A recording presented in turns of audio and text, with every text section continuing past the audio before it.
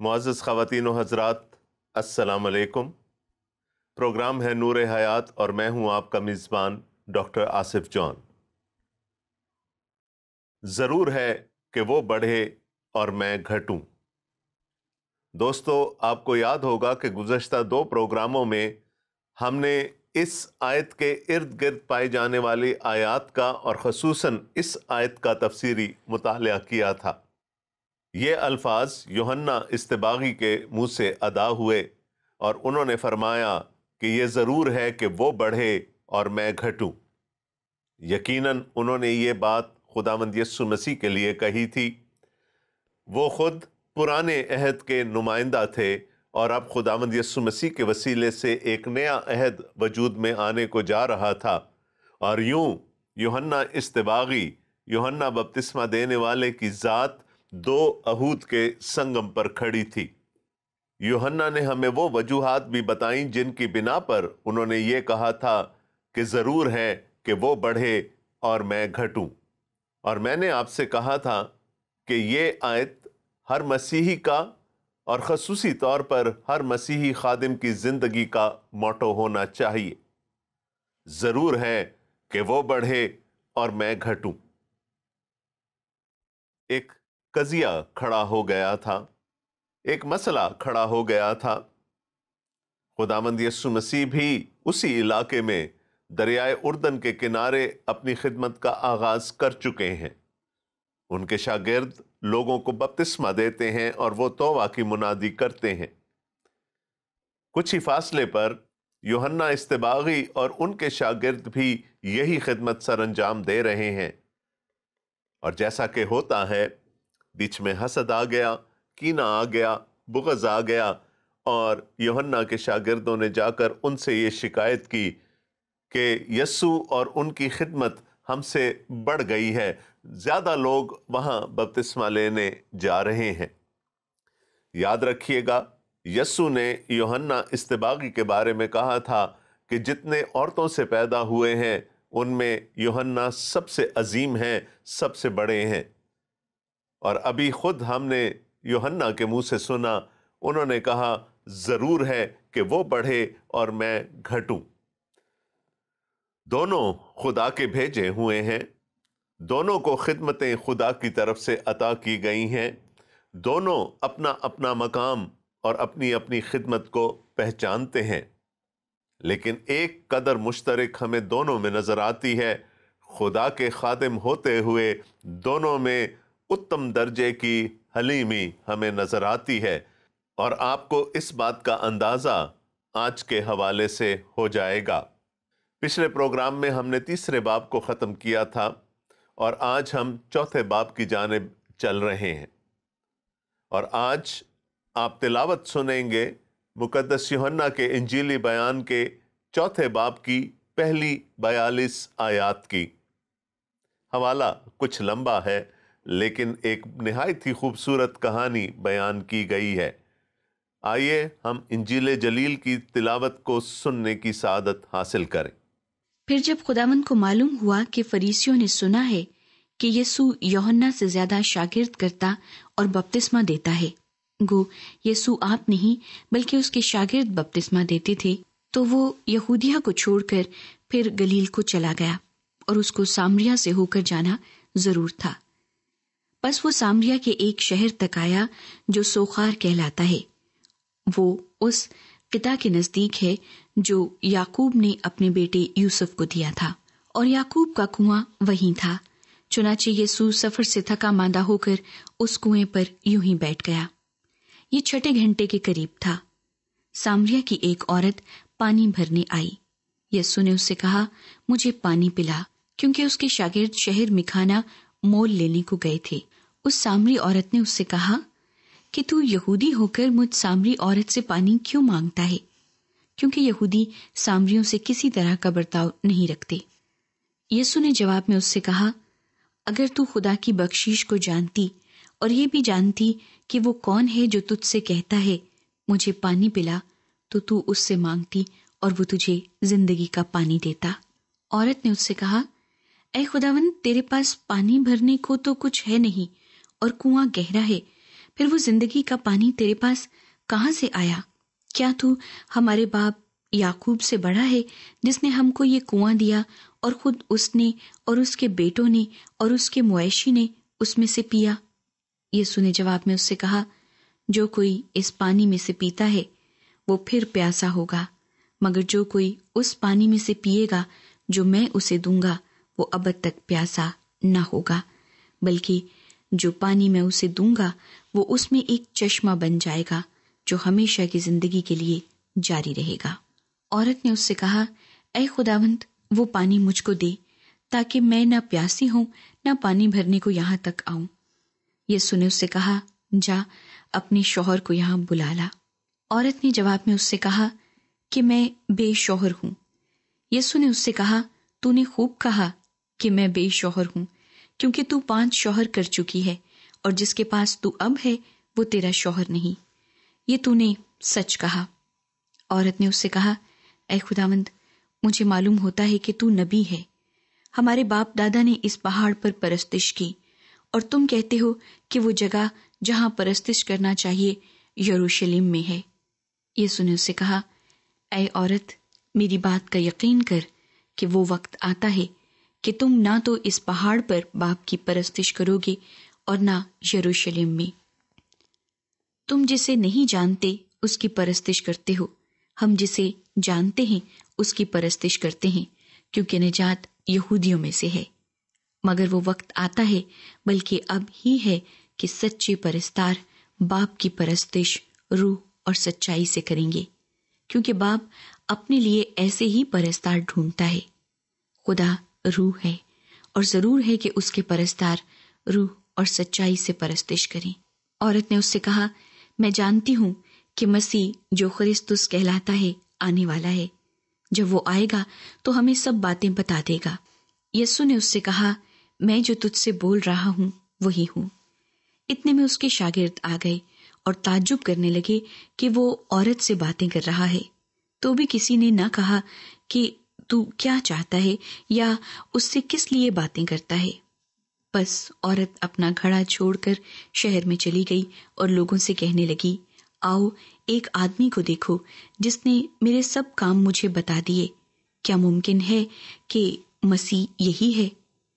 وہ شہر سے نکل کر اس کے پاس آنے لگے۔ اتنے میں اس کے شاگرد اس سے یہ درخواست کرنے لگے کہ اے ربی، کچھ کھا لے، لیکن اس نے ان سے کہا، میرے پاس کھانے کے لیے ایسا کھانا ہے جسے تم نہیں جانتے۔ بس شاگردوں نے آپس میں کہا، کیا کوئی اس کے لیے کچھ کھانے کو لایا ہے؟ یسوع نے ان سے کہا، میرا کھانا یہ ہے کہ اپنے بھیجنے والے کی مرضی کے موافق عمل کروں اور اس کا کام پورا کروں۔ کیا تم کہتے نہیں کہ فصل کے آنے میں ابھی 4 مہینے باقی ہیں؟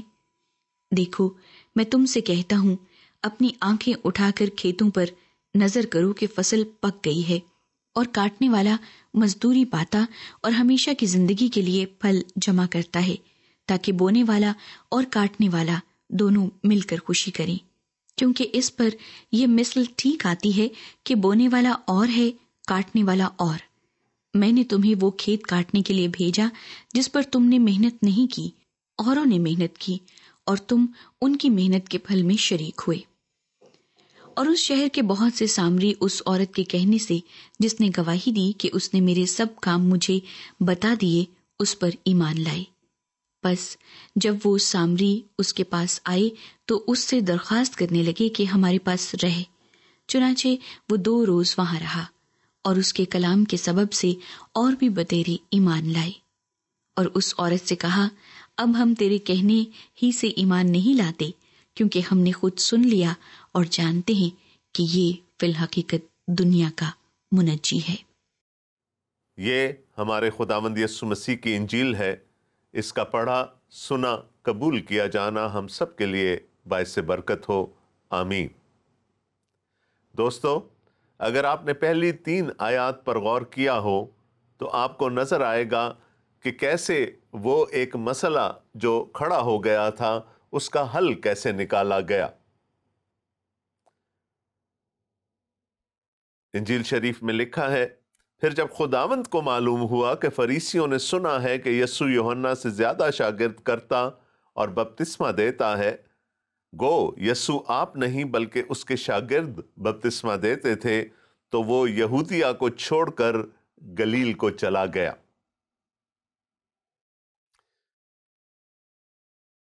یہ مسئلہ پہلے یوحنا اصطباغی کے حضور لے جایا گیا۔ انہوں نے کہا، مجھے اس سے کوئی سروکار نہیں، یسوع کی اپنی خدمت ہے، میری اپنی خدمت ہے، اس خدمت کو بڑھنا ہے، میری خدمت کو گھٹنا ہے، اس کی شخصیت کو بڑھنا ہے اور مجھے گھٹنا ہے۔ اب یہ مسئلہ یسوع کے پاس لے جایا گیا اور یسوع نے اس کا جو حل نکالا وہ ان کی حلیمی کو ظاہر کرتا ہے۔ یوحنا کہتے ہیں، ضرور ہے کہ وہ بڑھے اور میں گھٹوں۔ وہ خدا کا برہ ہے جو جہاں کا گناہ اٹھا لے جاتا ہے، وہ ہے جو روح القدس سے بپتسمہ دینے پر قادر ہے، اور میں تو اس لائق بھی نہیں کہ جھک کر اس کی جوتیوں کا تسمہ کھول سکوں۔ اور دیکھیے اس یسوع نے کیا کیا جس کو یوحنا اپنی زندگی میں اتنا بلند مقام دیتے ہیں۔ لکھا ہے، یسوع اپنے شاگردوں کو لے کر اس علاقے سے نکل گئے، اور ایسا کرنے سے وہ سارا کا سارا مسئلہ ختم ہو گیا۔ کہاں جا رہے ہیں یسوع؟ یہودیہ سے گلیل کی طرف۔ دوستو، یہ یسوع مسیح کی زمینی خدمت کا ایک بڑا سنگ میل ہے۔ یہ سب کچھ الہی انتظام کے تحت ہو رہا تھا۔ میں نے آپ کو پہلے بھی بتایا تھا کہ یسوع مسیح کی خدمت کا پہلا سال گمنامی کا سال کہلاتا ہے، جب انہوں نے دریائے اردن کے ارد گرد یہودیہ کے علاقے میں خدمت کی۔ اب وہ پہلا سال ختم ہو گیا، وہ گمنامی کا سال ختم ہو گیا، اور اب ان کو گلیل جانا ہے۔ اور یہ ایک واقعہ، ایک مسئلہ اس بات کا باعث بنا۔ اب یسوع کو اپنی خدمت کے دوسرے سال میں داخل ہونا ہے، اور اناجیل متوافقہ میں ہم خداوند یسوع مسیح کو اس دوسرے سال میں گلیل میں خدمت کرتے ہوئے دیکھتے ہیں، جہاں ان کی شہرت چار بانگِ عالم میں پھیل چکی تھی، اور لوگ اپنے بیماروں کو لے کر، ان لوگوں کو لے کر جو بدرو گرفتہ تھے، ان کے پاس آیا کرتے تھے، ان کی تعلیم سنتے تھے اور ان سے شفا پاتے تھے۔ وہ شہرت کا سال تھا۔ اب یہاں پر ایک اور مسئلہ درپیش ہے۔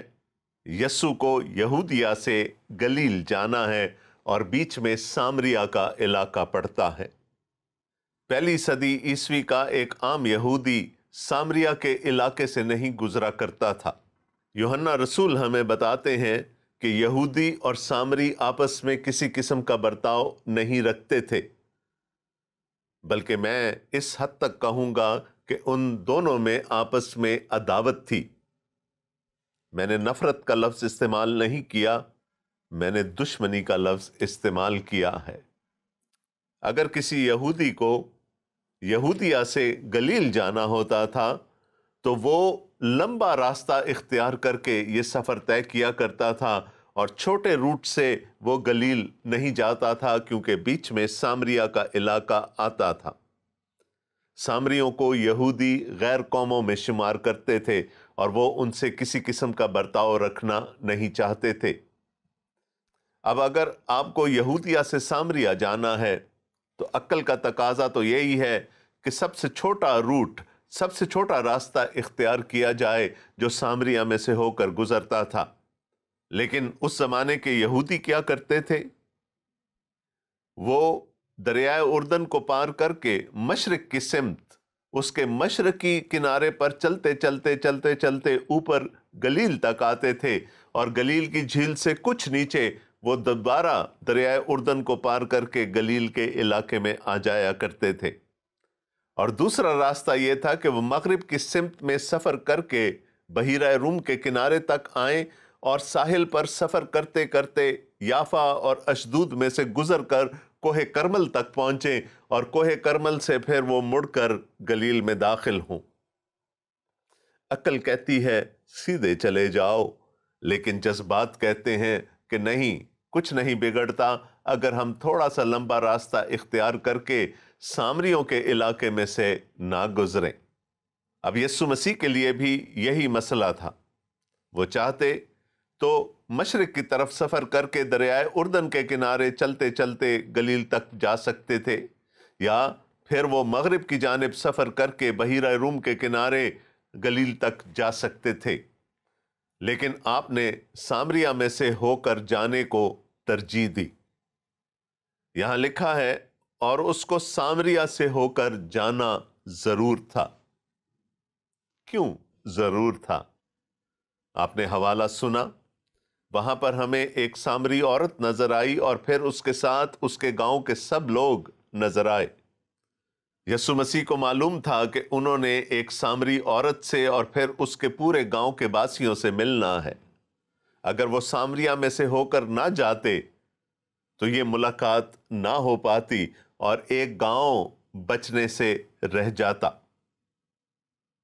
دوستو، میں نے سامریہ کا اور سامریوں کا بہت ذکر کیا۔ یہ کون لوگ تھے؟ اگر آپ سامریوں کے بارے میں مزید جاننا چاہتے ہیں تو میں آپ کو مشورہ دوں گا کہ پرانے عہد نامے میں سے سلاطین کی پہلی کتاب کا 17واں باب ضرور پڑھیے گا۔ اس میں آپ کو تفصیل معلوم ہو جائے گی کہ کیسے یہ سامری قوم وجود میں آئی۔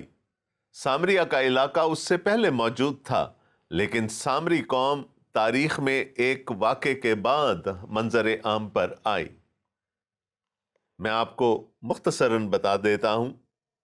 سلیمان کی موت کے بعد اسرائیل کی سلطنت 2 حصوں میں تقسیم ہو گئی۔ 10 قبیلے ایک طرف ہو گئے اور انہوں نے مل کر ایک شمالی سلطنت بنا لی جس کا دارالحکومت سامریہ تھا۔ اس کو اسرائیل یا افرایم کی سلطنت بھی کہا جاتا تھا۔ اور ایک جنوبی سلطنت بنی جس میں 2 قبیلے تھے، یہودا کا قبیلہ اور بنیامین کا قبیلہ۔ انہوں نے مل کر یہودا کی سلطنت بنائی جس کا دارالحکومت یروشلم تھا۔ 10 قبیلے ایک طرف ہو گئے، 2 قبیلے ایک طرف ہو گئے۔ یہودا کی سلطنت میں سلیمان کی اولاد، داؤد کی اولاد بادشاہت کرتی رہی، جبکہ شمالی سلطنت میں یعنی اسرائیل کی سلطنت میں سلیمان کا غلام بادشاہ بن گیا اور پھر متفرق بادشاہ وہاں پر آتے رہے۔ یہ کہانی تقریباً 11ویں صدی سے لے کر 8ویں صدی تک چلتی رہی۔ شمالی سلطنت میں بت پرستی عام ہو گئی، لوگ خدا سے دور ہو گئے، خدا کے منحرف ہو گئے۔ تو خدا نے شاہ اسور کو، جس کا نام شلمنیسر تھا، ابھارا۔ اس نے 722 قبل از مسیح میں شمالی سلطنت پر یلغار کی۔ اس نے اس سلطنت کو تاخت و تاراج کر دیا، لوگوں کو مار ڈالا، اور جو یہودی بچ گئے تھے ان کی اکثریت کو اپنی سلطنت کے دوسرے صوبوں میں آباد کیا، اور اسی طرح سے اپنے دوسرے صوبوں سے غیر قوموں کو لا کر اس نے اسرائیل میں آباد کر دیا۔ اب جب اسرائیل میں اسوری اور یہودی اکٹھے رہنے لگے تو پھر آپس میں شادیاں ہونے لگیں، اور ان کے ملاپ سے جو ایک مخلوط نسل سامنے آئی وہ سامری کہلائی جانے لگی۔ سامری اپنے آپ کو یہودی کہتے تھے، جبکہ جنوبی سلطنت کے یہودی انہیں یہودی نہیں مانتے تھے، وہ ان کو غیر قوموں میں شمار کیا کرتے تھے۔ سامری چونکہ اپنے آپ کو یہودی کہلانے پر مصر تھے، وہ یعقوب کو اپنا باپ مانتے تھے، اسرائیل کو اپنا باپ مانتے تھے۔ ان کے لیے کلام مقدس، بائبل مقدس کی پہلی 5 کتابوں پر مشتمل تھی۔ وہ اس کے بعد آنے والے نبیوں کو نہیں مانتے تھے، وہ ان کے صحائف پر ایمان نہیں رکھتے تھے۔ ان کے لیے مکمل خدا کا کلام بائبل مقدس کی پہلی 5 کتابیں تھیں جن کو ہم تورا کہتے ہیں۔ وہ اس کے بعد آنے والے نبیوں پر اور ان کے صحیفوں پر ایمان نہیں رکھتے تھے۔ وہ یعقوب کو اپنا باپ مانتے تھے اور کوہ گرزیم کو مقدس جانتے تھے، جہاں پر خدا یعقوب پر ظاہر ہوا۔ دوستو، تو یہ تھی دشمنی کی وجہ۔ سامری ایک مخلوط قوم تھی، وہ اپنے آپ کو یہودی کہلاتے تھے، لیکن یہودی ان کو یہودی نہیں مانتے تھے۔ مقدس یوحنا اسی حوالے میں ہمیں یہ بتاتے ہیں کہ یہودی اور سامری آپس میں برتاؤ نہیں رکھتے تھے۔ اگر میں یونانی متن میں چلا جاؤں اور یونانی محاورے کو دیکھوں تو اس بات کا مطلب یہ ہے کہ ان کے برتن علیحدہ علیحدہ تھے۔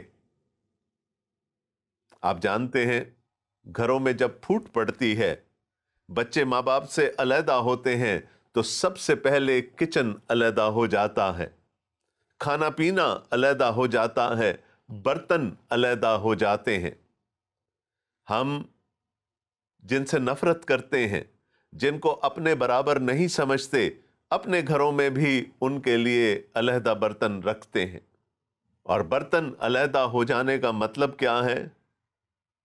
تم اپنے گھر میں خوش، ہم اپنے گھر میں خوش، ہمارا تم سے کسی قسم کا کوئی تعلق نہیں ہے۔ یہ نفرت نہیں تھی، یہ دشمنی تھی۔ ایک یہودی جب بھی کسی غیر یہودی کے گھر جاتا یا ایسے علاقے میں سے گزرتا جو کہ غیر یہودیوں کا علاقہ ہوتا تھا، تو جب وہ اپنی سرحد پر واپس پہنچتا تھا تو وہ سرحد پر کھڑے ہو کر اپنے بالوں کو جھاڑتا تھا، اپنے کپڑوں کو جھاڑتا تھا، اپنی جوتیوں کو، اپنے پاؤں کو جھاڑتا تھا کہ اگر غیر قوم کے علاقے کی گرد بھی میرے جسم پر لگ گئی ہو، وہ بھی یہیں رہ جائے۔ اور یاد رہے کہ یہودی سامریوں کو بھی غیر قوم سمجھا کرتے تھے، اور ان سے دشمنی اتنی گہری تھی کہ جیسے میں نے پہلے آپ کو بتایا کہ وہ لمبا راستہ اختیار کر کے یا مشرقی یا مغربی لمبا راستہ اختیار کر کے گلیل کو جانا پسند کرتے تھے، جبکہ چھوٹا راستہ سامریہ میں سے ہو کر گزرتا تھا۔ میں نے آپ کو بتایا یعقوب پر ایمان ہے، اس کو اپنا باپ مانا جاتا ہے، اور وہ تمام یہودیوں کا باپ تھا۔ باقی نبیوں کو نہیں مانا جاتا، ان کی کتابوں کو نہیں مانا جاتا۔ ان کے لیے خدا کا مکاشفہ وہی تھا جو یعقوب کو سیڑھی کے ذریعے اور فرشتوں کی آمد و رفت کے ذریعے سے ملا تھا۔ 5 کتابوں کو ماننے والے لوگ ہیں، اور آگے چل کر اس حوالے میں 5 کا ذکر بھی آئے گا۔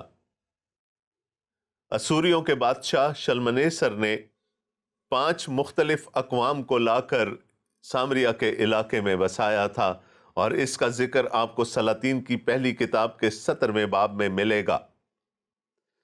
جب وہ قومیں آئیں تو وہ اپنے بتوں کو بھی ساتھ لے کر آ گئیں۔ 5 کا عدد یاد رکھیے گا۔ 5 کتابوں پر ایمان ہے، اور 5 اقوام آ کر سامریہ میں آباد ہو گئی ہیں، اور ان کے ساتھ ان کے بت بھی ہیں، ان کے معبود بھی ہیں۔ اور اگر ہم 29ویں آیت سے پڑھیں تو لکھا ہے، تس پر بھی ہر قوم نے اپنے دیوتا بنائے، اور ان کو سامریوں کے بنائے ہوئے اونچے مقاموں کے مندروں میں رکھا۔ ہر قوم نے اپنے شہر میں جہاں اس کی سکونت تھی ایسا ہی کیا۔ سو بابلیوں نے سکات بنات کو، اور کوتیوں نے نیرگل کو، اور حماتیوں نے اسیما کو، اور اوائیوں نے نجاز اور ترتاق کو بنایا، اور سفروائیوں نے اپنے بیٹوں کو اور ملک اور ان ملک کے لیے جو سفروائیم کے دیوتا تھے آگ میں جلایا۔ دوستو، یہاں پر ہمیں 5 قومیں نظر آ رہی ہیں۔ ہمیں بابلی نظر آ رہے ہیں، ہمیں کوتی نظر آ رہے ہیں، ہمیں حماتی نظر آ رہے ہیں، اور ہمیں یہاں پر سفروی نظر آ رہے ہیں، اور اوائی نظر آ رہے ہیں۔ یہ وہ 5 قومیں تھیں جو یہودیوں کے ساتھ جب مخلوط ہوئیں تو سامری قوم بنی۔ یہ وہ 5 قومیں تھیں جو سامریہ کے علاقہ میں آ کر بسیں، اور اپنے اپنے دیوتا کو لا کر انہوں نے وہاں ان کے لیے مندر بنائے۔ یہ بات یاد رکھیے گا، کیونکہ اگلے پروگراموں میں ہم اس کا ذکر ضرور کریں گے۔ اب آج کے پروگرام کا وقت اختتام کی طرف بڑھ رہا ہے۔ میری آپ سے وہی پرانی درخواست ہے کہ ہم سے رابطہ کیجیے۔ ہمیں آپ کی آراء کا، ہمیں آپ کے مشوروں کا انتظار رہتا ہے۔ ہمارے رابطے کی تمام تر تفصیلات آپ کی اسکرین پر نمودار ہو رہی ہوں گی۔ آپ ہمیں ٹیلی فون کال کر سکتے ہیں، آپ ہمیں ای میل کر سکتے ہیں، آپ فیس بک کے ذریعے سے یا اسکائپ کے ذریعے سے ہم سے رابطہ کر سکتے ہیں۔ ہمیں آپ کی رائے جان کر بہت خوشی ہوگی۔ اور ہاں، اگر آپ کو انجیل مقدس یا بائبل مقدس کا کوئی نسخہ چاہیے تو تب بھی اپنا نام اور پتہ ہمیں لکھ بھیجیے۔ ہماری کوشش ہوگی کہ جلد از جلد انجیل مقدس یا بائبل مقدس آپ کی خواہش کے مطابق آپ تک پہنچائی جا سکے۔ اب اسی دعا کے ساتھ کہ خدا تعالیٰ مجھے اور آپ کو، ہم سب کو اپنے حفظ و امان میں رکھے، ہمارے لیے آسانیاں پیدا کرے تاکہ ہم دوسروں کے لیے آسانیاں پیدا کر سکیں۔ آمین۔ آپ کا میزبان ڈاکٹر آصف جان اگلے پروگرام تک کے لیے آپ سے اجازت چاہتا ہے۔ خدا حافظ۔